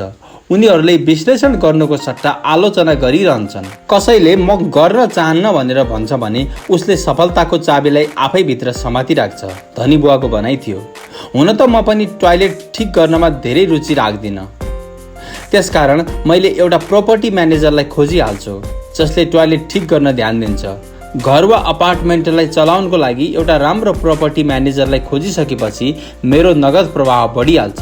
एउटा राम्रो प्रोपर्टी म्यानेजरले मलाई अझ धेरै रियल इस्टेट किन्ने महत्त्वपूर्ण मौका दिन्छ, किनभने मैले टोयलेटको ध्यान राख्नुपर्ने हुँदैन। एउटा राम्रो प्रोपर्टी म्यानेजर रियल इस्टेटमा सफलताको साँचो हो। मेरो लागि रियल इस्टेट भन्दा पनि धेरै महत्त्वपूर्ण छ एउटा राम्रो म्यानेजर खोज्नु। प्राय कुनै राम्रो प्रोपर्टी म्यानेजरलाई राम्रो कारोबारको बारेमा पहिलेदेखि नै थाहा भइहाल्छ, जबकि रियल इस्टेट एजेन्ट्सलाई पछि थाहा हुन्छ, जसले गर्दा उनीहरू अझ धेरै मूल्यवान भइहाल्छन्। मैले गर्न चाहन्नलाई सफलताको साँचो भन्नुको पछाडि धनी बुवाको यही आशय थियो, किनभने मैले पनि टोयलेट ठिक गर्न चाहन्न। त्यसैले कसरी धेरै रियल इस्टेट किन्ने र मुसादौडबाट बाहिर निस्कने प्रक्रियालाई तीव्र पार्ने भनेर विचार गरेँ। जुन मानिसहरू मैले टोयलेट सुधार्न चाहन्न भन्न जारी राख्छन्, उनीहरूले प्राय सशक्त लगानीको त्यसै माध्यमबाट आफूलाई वञ्चित राख्छन्। उनीहरूको लागि टोयलेट उनीहरूको स्वतन्त्रताभन्दा धेरै महत्त्वपूर्ण हुन्छ। सेयर मार्केटमा मैले प्राय मानिसहरूले यस्तो भनेको सुन्छु, म आफ्नो पैसा गुमाउन चाहन्न। उनीहरूलाई यस्तो किन लाग्ने गर्छ कि मलाई या अरू कसैले पैसा गुमाउन राम्रो लाग्छ? उनीहरूले यसकारण मात्र पैसा बनाउन सक्दैनन् किनभने उनीहरू पैसा गुमाउनको लागि तयार हुँदैनन्। विश्लेषण गर्नुको सट्टा उनीहरू एउटा अर्को सशक्त लगानीको माध्यम अर्थात् सेयर मार्केटतिरबाट आफ्नो दिमाग बन्द गरिहाल्छन्। डिसेम्बर 1996 म एक साथीसँगै नजिकैको ग्यास स्टेसनको छेउबाट गइरहेको थिएँ। उसले त्यतातिर हेर्दै तेलको मूल्य बढ्ने अनुमान लगायो। मेरो साथीले धेरै चिन्ता गरिरहन्छ, ऊ सानो कुखुरा हो। उसको विचारमा आकाश उसको टाउकोमा खस्नेवाला छ। जब हामी घर पुग्यौँ, उसले मलाई धेरै सूचकाङ्कको बारेमा जानकारी दियो।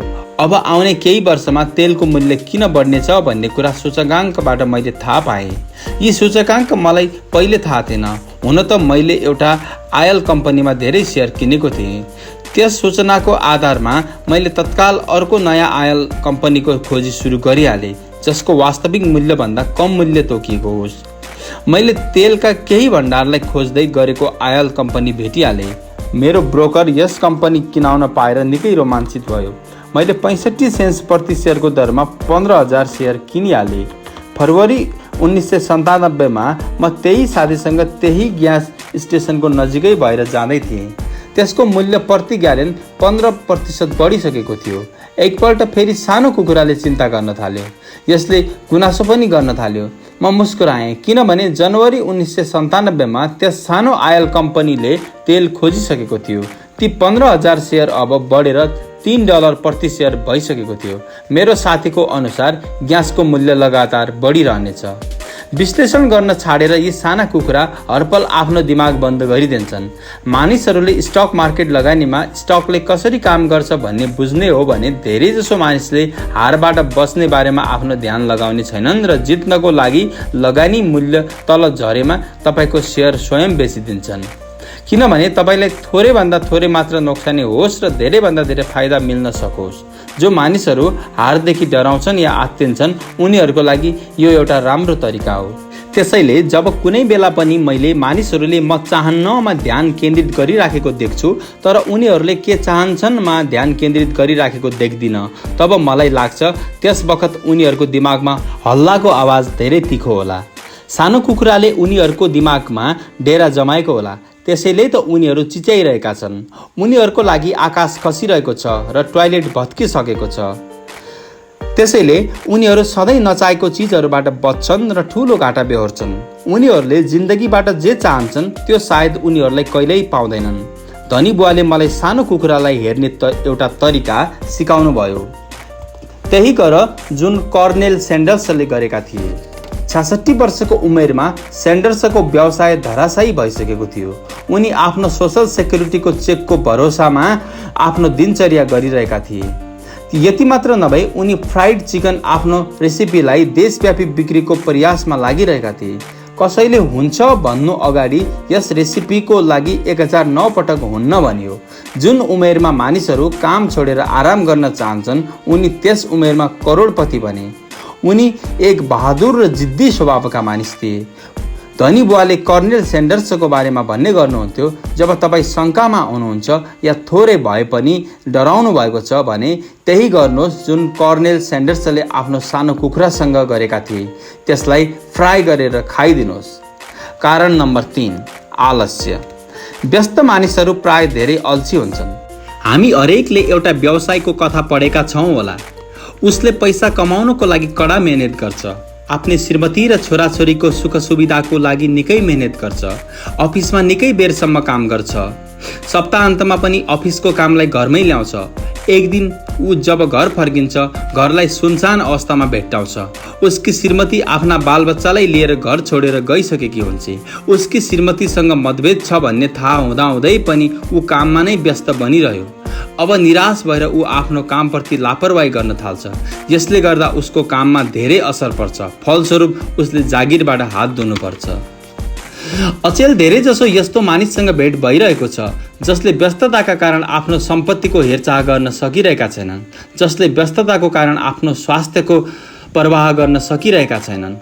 दुवैको कारण एउटै छ, उनीहरू व्यस्त छन् र व्यस्त बनिरहन चाहन्छन्, किनभने उनीहरू कुनै चिजको सामना गर्न चाहँदैनन्। उनीहरूलाई यो भनिरहन जरुरी छैन, भित्रबाट स्वयंले जान्दछन्। वास्तवमा यदि तपाईँले उनीहरूलाई याद दिलाउनु भयो भने रिसाइहाल्छन् या झोक्किन्छन्। यदि उनीहरू जागिरमा बच्चाहरूको साथमा व्यस्त छैनन् भने टिभी हेर्न, माछा मार्न, गल्फ खेल्न र किनमेल गर्नमा व्यस्त हुन्छन्। परन्तु भित्रबाट उनीहरू कुनै महत्त्वपूर्ण चिजको सामना गर्नदेखि डराइरहेका हुन्छन्। यो आलस्यको सबैभन्दा विकराल रूप हो। यहाँ आलस्यको अर्थ हुन्छ व्यस्त बनिरहनु। त्यसो त आलस्यको औषधि के हो? उत्तर हो अलिकति लालच अर्थात् लोभ। हामीले लोभ या इच्छालाई नराम्रो ठान्नुपर्छ भनेर धेरै जसोको लालन पालन गरिएको छ। मेरी आमाले बरोबर भन्नुहुन्थ्यो, लोभीहरू खराब मानिस हुन्। तर वास्तवमा हामी सबै राम्रा, नयाँ र रोमाञ्चक चिज प्राप्त गर्न चाहन्छौँ अनि त्यस इच्छाको भावनालाई नियन्त्रणमा राख्न प्राय आमा बाबुले इच्छालाई अपराध बोधसँग जोडिदिन्छन्। तिमी सधैँ आफ्नो बारेमा मात्रै सोध्छौ, के तिमीलाई थाहा छैन तिम्रा भाइ बहिनीहरू पनि छन्? यो मेरी आमाले सधैँ भन्ने भनाइ थियो। वा तिमी के किन्न चाहन्छौ? मेरो बुवाले सधैँ भन्ने भनाइ थियो। हामीसँग धेरै पैसा छ भन्ने तिमी सोध्छौ। तिमीलाई थाहै छ हामी धनी छैनौँ। मलाई उहाँका शब्दको त्यति असर त परेन, तर ती शब्दमा रिस र अपराध बोधको जुन सम्मिश्रण थियो त्यसको ममाथि धेरै नै असर पर्यो। यस विपरीत अपराध बोधको जाल यस्तो थियो, मैले तिम्रो लागि यो यस कारण किनिरहेको छु किनभने म सानो हुँदा मेरो आमा बुवाले यो किनेर मलाई दिन सकेका थिएनन्। मेरो एउटा छिमेकी छ, पूर्ण कङ्गाल छ। आफ्नो कारलाई ग्यारेजमा पार्किङ गर्न सक्दैन। ग्यारेज उसका बच्चाका खेलौनाले भरिएका छन्। ती बिग्रेका खेलौनाबाट बच्चालाई आफूले चाहेका चिज मिलिहाल्छ। त्यस छिमेकीले भन्थ्यो, म मेरा सन्तानलाई कुनै चिजको कमी होस् भन्ने चाहन्न। उसले उनीहरूको कलेजको लागि वा आफ्नो रिटायरमेन्टको लागि केही पनि अलग्गै बचाएर राखेको छैन, तर उसका बच्चालाई हरेक खेलौना प्राप्त हुन्छ। उसले एउटा नयाँ क्रेडिट कार्ड पायो र उसले आफ्ना बच्चालाई घुमाउन लस भेगास लिएर गयो। मैले यो काम आफ्ना बच्चाको लागि गरिरहेको छु, यी उसका महान बलिदानका शब्द थिए। धनी बुवा म यसलाई किन्न सक्दिनँ भन्ने जस्ता वाक्यदेखि झोक्किनुहुन्थ्यो, तर मेरो पहिलो घरमा म प्राय यिनै वाक्य सुन्ने गर्थे। यसको सट्टामा धनी बुवाले आफ्ना बच्चाले यस्तो भनुन् भन्ने चाहनुहुन्थ्यो। म यसलाई कसरी किन्न सक्छु, उहाँको तर्क थियो। म यसलाई किन्न सक्दिनँ भन्ने वाक्यबाट तिमीले आफ्नो दिमागको पुरै ढोका बन्द गर्न थाल्छौ। यसलाई अब अरू धेरै सोच्नुपर्ने आवश्यकता हुँदैन। मैले यसलाई यसरी किन्न सक्छु। यस वाक्यबाट तिम्रो दिमागको ढोका खोल्न सक्छ। यसबाट समाधान खोज्न बाध्य भइन्छ। तर सबैभन्दा महत्त्वपूर्ण कुरा, म यसलाई किन्न सक्दिनँ भन्नु हुँदैन। यो वाक्य सत्य भइदिन्छ। मानिसको आत्माले यो कुरा जान्दछ। मनुष्यको आत्मा धेरै शक्तिशाली हुन्छ, उहाँको भनाइ थियो। यसले जे पनि गर्न सक्छ भनेर आत्माले जान्दछ। जब एउटा अल्छी दिमागले म यसलाई किन्न सक्दिनँ भन्छ, त्यसवखत तपाईँभित्र एउटा युद्ध भड्किन्छ। तपाईँको आत्मा रिसाउन थाल्छ र तपाईँको अल्छी दिमागले झुटमा अडिरहनु पर्ने हुन्छ। आत्मा चिच्याउन थाल्छ, छोड अब। हामी जिम गएर कसरत गर्छौँ, त्यसबेला अल्छी दिमागले भन्छ, तर म धेरै थाकेको छु, आज मैले साँच्चै नै धेरै काम गरेको छु। या मनुष्यको आत्माले भन्छ, म गरिबीबाट थाकिसकेको छु, अब लौ यस दलदलबाट निस्कौँ र धनी बनाऊ। यसमा अल्छी दिमागले भन्छ, धनीहरू लोभी हुन्छन्, यस्तै यसमा झन्झट र समस्या धेरै छन्, यो बाटो सुरक्षित छैन, मेरो पैसा डुब्न सक्छ, त्यसै पनि मैले धेरै मेहनत गरिरहेको छु, मेरो पहिलेदेखि नै धेरै काम छ, हेर न आजको रातभरि नै मैले कति काम गर्नुपर्ने छ, मेरो बोसले भनिरहेका छन् यो काम बिहानसम्म पुरा भइसक्नु पर्नेछ, मैले यसलाई किन्न सक्दिनँ भन्ने वाक्य दुःखले भरिएको छ। यसबाट लाचारीको भावना आउँछ, जसबाट निराशा र त्यसपछि पश्चाताप उत्पन्न हुन्छ। यसको लागि अर्को एउटा शब्द छ, उदासीनता। म यसलाई कसरी किन्न सक्छु? यस वाक्यबाट सम्भावनाहरू, रोमाञ्च र सपनाको संसार खोल्छ। त्यसैले मेरो धनी बुवा हाम्रा चाहनाको कुराले धेरै चिन्तित हुनुहुन्थ्यो। उहाँ त्यो वस्तु कसरी किन्न सकिन्छ भनेर सिकाउनुहुन्थ्यो। यस्ता वाक्यबाट एउटा धेरै बलियो दिमाग र प्रगतिशील आत्माको निर्माण हुन्छ। त्यसैले उहाँले माइक र मलाई सायद नै केही दिनुभएको होला। यसको सट्टा उहाँले हामीलाई भन्नुहुन्थ्यो, तिमीले यसलाई कसरी किन्न सक्छौ, र यो हाम्रो कलेजको बारेमा पनि लागू हुन्थ्यो, जसलाई हामीले आफ्नै खर्चद्वारा पुरा गर्यौं। उहाँले त हामीलाई लक्ष्य प्राप्त गर्ने प्रक्रियाको ज्ञान दिइरहनु भएको थियो। मेरो विचारमा आजको समस्या भनेको करोडौं मानिस आफ्नो लोभलाई लिएर अपराध बोधबाट ग्रस्त छन्। यो समस्या उनीहरूमा बाल्यकालदेखि वृद्धावस्थासम्म चल्छ। उनीहरू जिन्दगीमा पाएसम्म राम्रा चिज चाहन्छन्। धेरै जसो मानिसको अवचेतनमा तपाईलाई यो मिल्न सक्दैन भन्ने विचार बसेको हुन्छ, या तपाईले यसलाई किन्न सक्नुहुने छैन भन्ने विचार बसेको हुन्छ। जब मैले मुसादौडबाट बाहिर निस्कने निर्णय गरेँ, मेरो दिमागमा एउटा प्रश्न आयो, म कसरी यस मुसादौडबाट बाहिर निस्कन सक्छु ताकि मैले फेरि काम गर्नु नपरोस्। त्यसपछि मेरो दिमागमा जवाब र सुझाव स्वयं आइहाल्यो। सबैभन्दा मुस्किल कुरा मेरो आमा बुवाको उपदेश थियो, हामीले यसलाई किन्न सक्दैनौ, या केवल आफ्नो बारेमा मात्र नसोच, या तिमी अरूको बारेमा किन सोच्दैनौ, र यस्तै किसिमका शब्द जसले मेरो लोभ दबाउनमा ममा अपराध बोध भर्थे। त्यसो भए तपाईँ कसरी आफ्नो अल्छीपनालाई जित्न सक्नुहुन्छ? यसको उत्तर हो, अलिकति लोभले। यो WYYFM रेडियो स्टेसन हो, जसको पुरा अर्थ हुन्छ what's in it for me. यसमा मेरो लागि के छ?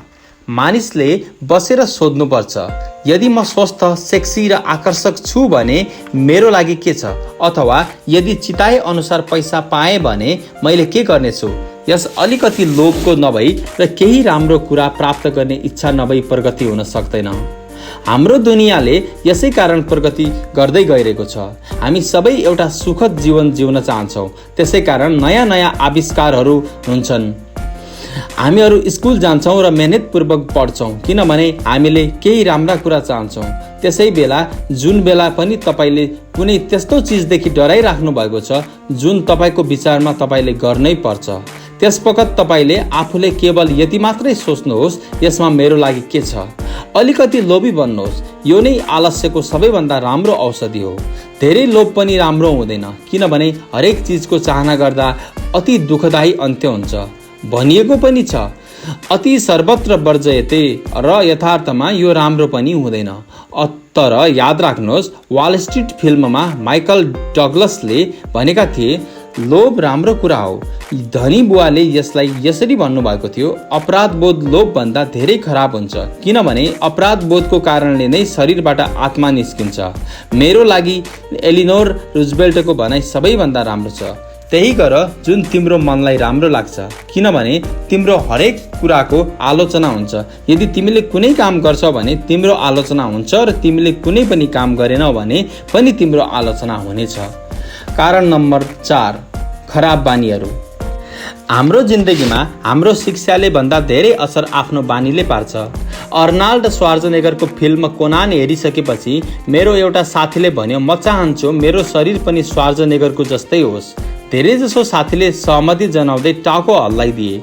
मैले सुनेको छु कुनै बेला ऊ वास्तवमा दुब्लो र कमजोर थियो। अर्को साथीले थप्यो, हो मैले पनि यस्तै सुनेको थिएँ। फेरि अर्को साथीले थप्यो, उसले भन्यो, मैले सुनेको थिएँ ऊ हरेक दिन जिम जान्छ र उसले कसरत गर्ने बानी बसाइसकेको छ। हो मलाई पनि उसले यस्तै गर्छ होला जस्तो लाग्छ। समूहको सङ्कालो साथीले भन्यो, मलाई त लाग्छ सायद ऊ त्यस्तै नै जन्मेको थियो होला। अर्नाल्डको कुरा बाहेक अरू हामीले के नै कुरा गरिरहेका छौँ र, जाउँ बरु बियर पियौँ। यो एउटा कसरी बानीले व्यवहारलाई नियन्त्रित गर्छ भन्ने उदाहरण हो। मलाई याद छ मैले एकपल्ट आफ्नो धनी बुवालाई धनी मानिसहरूको बानीको बारेमा सोधेको थिएँ। सिधा उत्तर दिनुको सट्टा उहाँ चाहनुहुन्थ्यो मैले त्यसलाई उदाहरणबाट सिकौँ। धनी बुवाले सोध्नुभयो, तिम्रो बुवाले आफ्नो कर कहिले बुझाउनुहुन्छ? मैले भने, हरेक महिनाको पहिलो दिनमा। उहाँले फेरि सोध्नुभयो, के उहाँसँग केही बाँकी बच्छ? मैले भने, निकै कम। यही मूल कारण हो जसले गर्दा उहाँले सङ्घर्ष गर्नुपर्छ। धनी बुवाले भन्नुभयो, उहाँको बानी खराब छ। तिम्रो बुवाले सबैलाई पहिले र आफूलाई सबैभन्दा अन्तिममा पैसा दिनुहुन्छ। मैले भने, सामान्यतया उहाँसँग केही बच्दैन, तर उहाँले आफ्नो करको भुक्तान त गर्नै पर्छ होइन र? मैले सोधेँ, उहाँले आफ्नो कर भुक्तान गर्नु हुँदैन भन्न चाहनु भएको त होइन? बिल्कुल होइन, धनी बुवाले भन्नुभयो। म समयमा आफ्नो कर भुक्तानी गर्नुमा पूर्ण रूपले विश्वास गर्छु, तर म स्वयंलाई सबैभन्दा पहिले पैसा दिन्छु, सरकारलाई पैसा दिनुभन्दा पहिले। तर कुनै बेला तपाईँसँग पैसा नहुँदा के हुनेछ? मैले सोधेँ, यस्तो स्थितिमा तपाईँ के गर्नुहुन्छ? म यही गर्छु, धनी बुवाले भन्नुभयो। म आफूलाई सबैभन्दा पहिले पैसा दिन्छु, चाहे मसँग थोरै पैसा होस्। मेरो लागि सरकारभन्दा धेरै महत्त्वपूर्ण छ मेरो सम्पत्तिको कोलम। तर के सरकारी मानिसले तपाईँको पिछा गर्दैनन्? मैले सोधेँ। गर्छन्, यदि मैले उनीहरूलाई भुक्तान गरिनँ भने। धनी बुवाले भन्नुभयो, हेर, सरकारलाई पैसा नदिउँ भनेर मैले भन्न खोजेको होइन। मैले केवल सबैभन्दा पहिले आफूलाई भुक्तान गरौँ, चाहे मसँग पैसा कमै होस् मात्र भनेको हुँ। तर तपाईँले यस्तो गर्न कसरी सक्नुहुन्छ? मैले जिज्ञासा राखेँ। प्रश्न कसरी सकिन्छ भन्ने होइन, प्रश्न किन को हो? धनी बुवाले भन्नुभयो। त्यसो भए तपाईँ यस्तो किन गर्नुहुन्छ? प्रेरणा, धनी बुवाले भन्नुभयो। यदि मैले उनीहरूलाई भुक्तान गरिनँ भने कसले बढी गुनासो गर्नेछ, मैले वा मेरो ऋणदाताले? तपाईँभन्दा तपाईँको ऋणदाता धेरै जोडले चिच्याउनेछ। मैले स्पष्ट विकल्पलाई चुन्दै भने, यदि तपाईँले आफूलाई पैसा दिनु भएन भने तपाईँले केही भन्नुहुने छैन। त्यसैले अब तिमीले देख्न सक्छौ, आफूलाई पैसा दिइसकेपछि मसँग कर बुझाउनको लागि र अरू तिरोतारोको लागि पैसा दिन दबाब बढ्छ। त्यस बखत मैले आम्दानीको अर्को बाटो खोज्नै पर्छ। पैसा बुझाउनु पर्ने दबाब मेरो लागि प्रेरणा बन्न पुग्छ। मैले अतिरिक्त काम गरेको छु, अरू कम्पनीहरू सुरु गरेको छु, स्टक मार्केटमा सेयर किनेर बेचेको छु। हरेक किसिमको काम मात्र यस कारण गरेको छु किनभने तिनीहरू मसँग नचिच्याउन्। यस दबावको कारण मैले धेरै मेहनत गरेको छु। म धेरै सोच्न पनि बाध्य भएको छु। निचोडमा भन्नुपर्दा यसले मलाई पैसाको मामिलामा धेरै स्मार्ट र फुर्तिलो बनाएको छ। यदि मैले आफूलाई सबैभन्दा अन्तिममा पैसा दिन्थेँ भने ममाथि कुनै दबाब पर्ने थिएन। त्यस्तै मसँग कहिल्यै पैसा पनि हुने थिएन। त्यसो भए सरकार या अरूलाई पैसा तिर्नुपर्ने बाध्यता तपाईँको प्रेरणाको स्रोत बन्ने गर्छ? बिल्कुल ठिक, धनी बुवाले भन्नुभयो। हेर, सरकारी पैसा असुल्ने मानिसहरू धेरै डरलाग्दा हुन्छन्। बहुसङ्ख्यक मानिस उनीहरूसँग डराइहाल्छन्। मानिसहरू सुरुमै उनीहरूलाई पैसा बुझाइहाल्छन्, आफूलाई कहिल्यै पैसा तिर्दैनन्।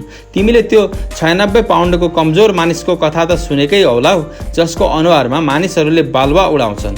मैले टाउको हल्लाएँ अनि भने, मैले कमिक्स र वेट लिफ्टिङ या बडी बिल्डिङको बारेमा दिएको यो विज्ञापन देखेको छु।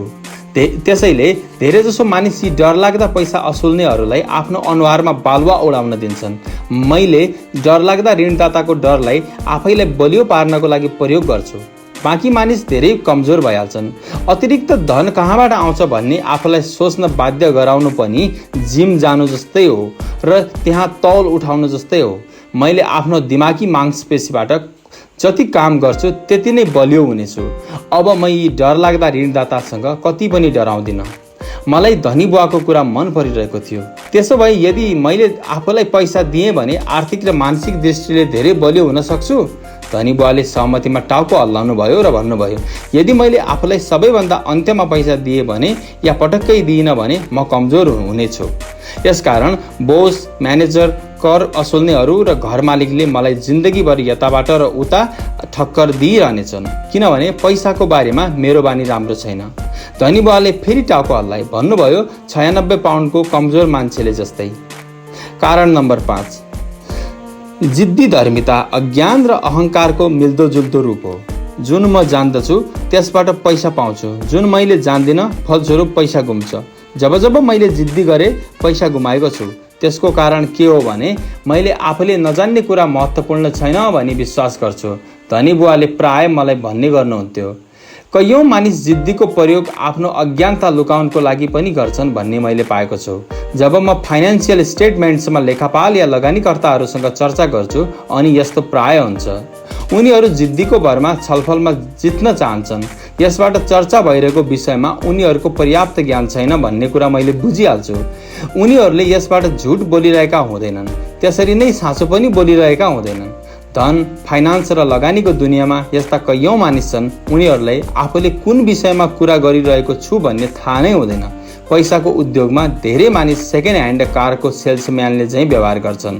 तपाईँ आफूलाई कुनै विषयमा अज्ञानी छु भन्ने लाग्यो भने त्यस क्षेत्रसँग सम्बन्धित कुनै विशेषज्ञलाई खोजेर या त्यस विषयमा लेखिएको कुनै राम्रो पुस्तक पढेर आफ्नो ज्ञान बढाउन सुरु गरिहाल्नुहोस्।